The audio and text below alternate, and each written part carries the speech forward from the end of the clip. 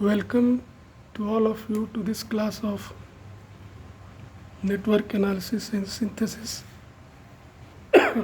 In this class, I will be discussing about procedure for evaluating initial conditions. To explain this procedure, we will start with a circuit, and that circuit is having a capacitor and two resistances and one inductor and a voltage source. Thus it is having two loops. Switch is closing at t is equal to 0. Name of switch is K. Elements in this circuit are capacitor having value C. This is R1. This is R2. This is L. These are the values. Now we will assume current I1 T here and I2 T here. This current is in clockwise direction and this current is also in clockwise direction. Now for this circuit, we will see that what is the situation of voltages and currents at the moment just before closing the switch. So that moment we call at 0 minus. So when time is equal to 0 minus, that is t is equal to 0 minus, it means that, and we are considering that before this switch is being closed, in the open state, this circuit was for a long time in that state. So in that state, if the circuit is open for a long time, then there will be no voltage across the capacitor. Capacitor will be treated as a short circuit. So not short circuit, open circuit. And voltage across capacitor, which we call VC, 0 minus, at t is equal to 0 minus, this voltage will be 0. Similarly, as there is no current in this loop, so no voltage across this and no current will be there in this loop also. So current through this inductor will also be 0, and that I will be writing IL, and at what time? At 0 minus. This current is also equal to 0. Now let us see what will be the state at the time moment just after closing the switch. When switch is closed, just after that we call it 0 plus. Now in this state, when it is just closed, so one important point here is that voltage across capacitor cannot change instantaneously.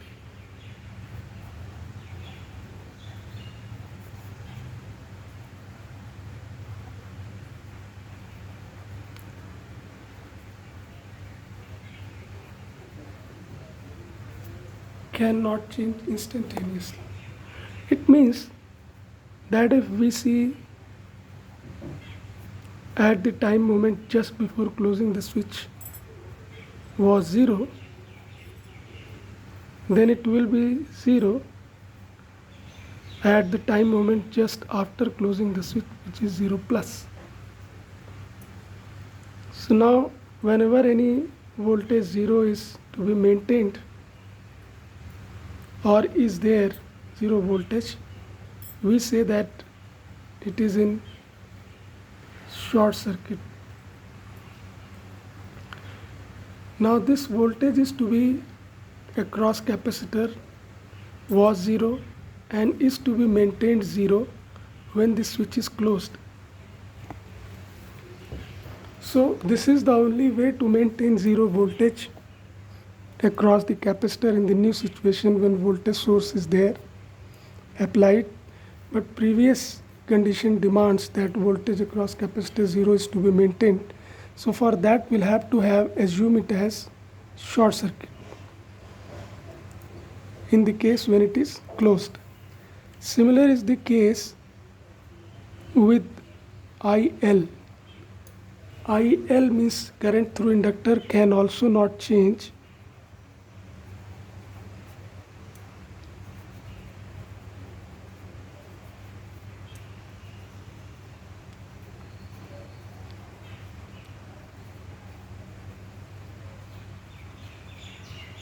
This can also not change instantaneously. So IL was 0. This moment is just before closing the switch, and it will be equal to the current just after closing the switch, IL plus. Now when switch is closed, then source is there in the circuit. This may cause current to flow here, but just to maintain this condition, that is I is equal to 0 through inductor, we'll have to model it as open circuit. So now with this condition, the equivalent circuit which we will be getting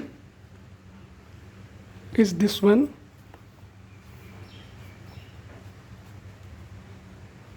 That is, you will have a voltage source,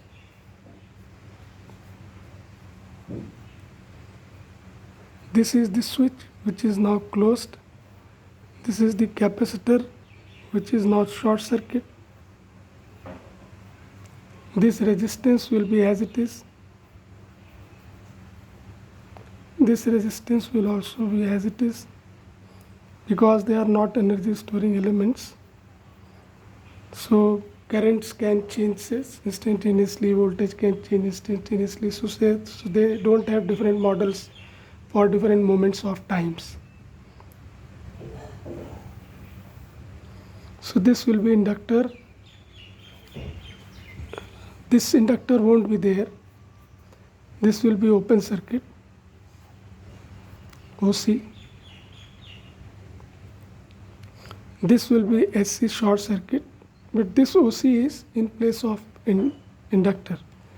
This we will have R2, this we will have R1, this is our voltage source, this switch is closed. Now this current, this figure we are drawing at t is equal to 0 plus, this circuit is only valid for this moment. Now here the current will be called as I1 0 plus. This current will be I2 0 plus clockwise. This will also be taken clockwise.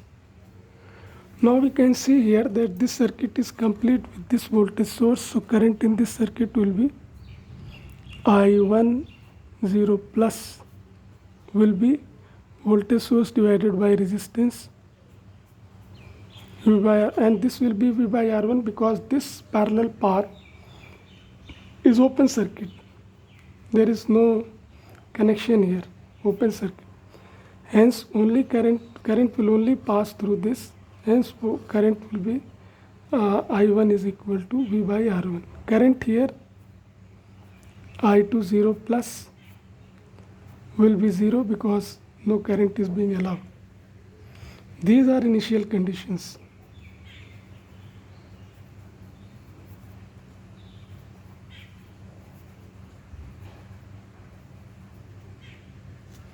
Now with this initial condition, we can further move and see how to get initial condition for derivatives. So we have got this loop for the previous circuit. So if we want to write with this circuit closed and see R1 and R2 and L there in intact form general circuit, then our circuit will be like this. This is only for t is equal to 0, but a general circuit will be capacitor, resistance, and inductor, voltage source,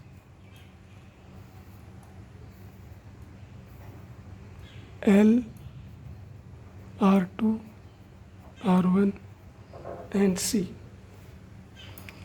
Current I2, T, it is for any T. This is I1T. This current is for any T, any time moment. This is voltage source V.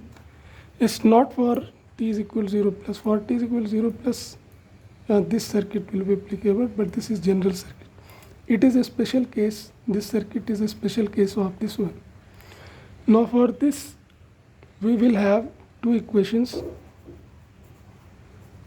Loop 1, we will be writing 1 by C integral I1 dt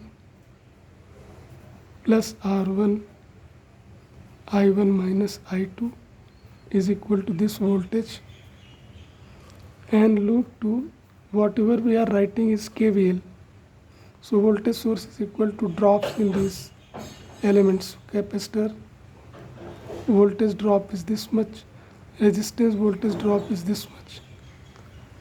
Loop 2, we will be having voltage drop as equal to I1, R1 is equal to I1 minus I2, not I2, I2 minus I1 plus R2 I2 plus L di2 dt is equal to 0. I will again repeat that these are general equations.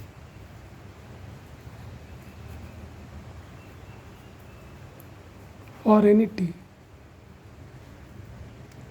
Now we need to find out di by d2, di2 by dt at t is equal to 0 plus. So for this, we will be rearranging the previous equations. d dt I2 is equal to minus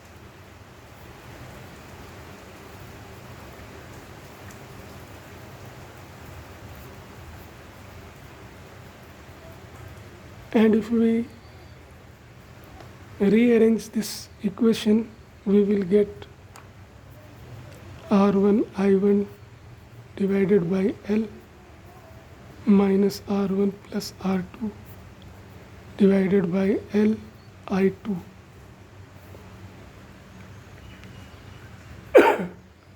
Now if I want to get di by dt I2 at t is equal to 0, then we will do this operation. R1 by L I1 at t is equal to 0 plus minus times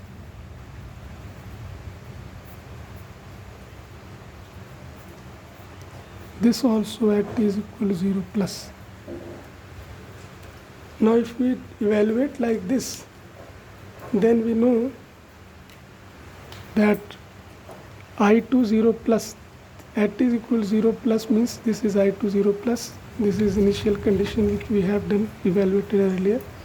I2 0 plus is 0 and I1 0 plus is V by R1. So we will substitute this. So here R1 by L into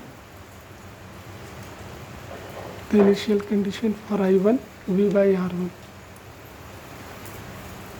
V by R1 minus this I2 0 is 0.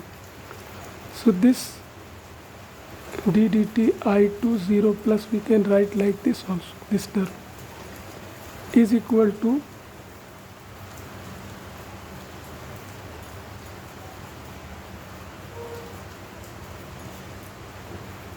V by L.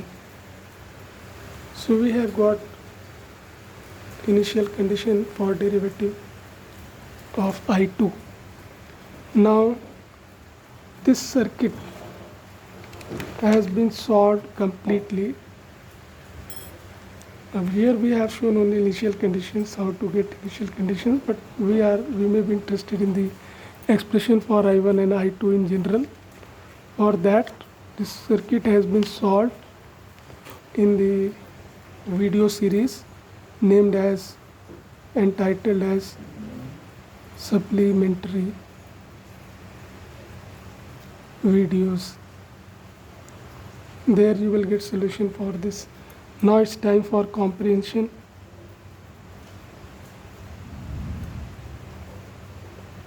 Comprehension test. This is comprehension test number 3. Here you are supposed to find out ddt I1 0 plus. We have evaluated ddt I2 0 plus and double derivative of I2 0 plus. So with this I stop here. Thank you.